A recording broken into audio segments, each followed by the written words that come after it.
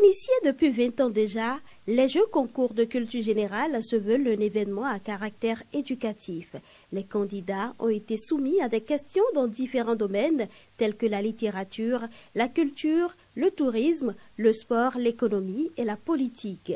L'ONG Promo Éducation et Loisirs entend ainsi non seulement promouvoir l'excellence en milieu scolaire, mais aussi inciter les élèves à se donner aux études et à se cultiver. Les Jeux concours visent à développer le goût de recherche chez les élèves et étudiants qui sont invités à se rapprocher des personnes ressources, parcourir les centres de documentation, les cybercafés, lire les journaux et suivre l'actualité nationale et internationale. Les lots sont composés entre autres de motos, d'ordinateurs portatifs, de postes téléviseurs, écrans plasma, de dictionnaires, des matelas et des tissus. En son nom et au nom de tous les autres lauréats, le premier de cette édition, Raphaël Rompati, qui repart avec la moto, a témoigné toute sa gratitude aux organisateurs et leur a fait une promesse.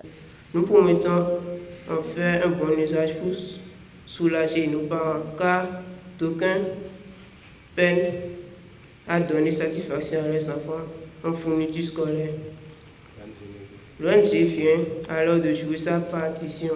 Le maire de Cotonou, Luc Setodia-Tropo, parrain de l'événement, était représenté à la cérémonie par Omer Morille à Détonnant. Il a encouragé les candidats qui n'ont pas pu tirer leur épingle du jeu à redoubler d'ardeur pour les prochaines éditions. Aux gagnants, il s'est adressé en ces termes. C'est facile d'être premier un jour et les autres jours de devenir le dernier.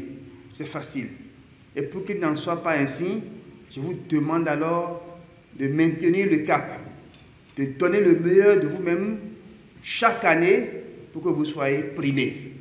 Comme ce fut le cas pour les précédentes éditions, un bain linguistique de 2 semaines à Accra au Ghana est prévu pour les lauréats du jeu concours.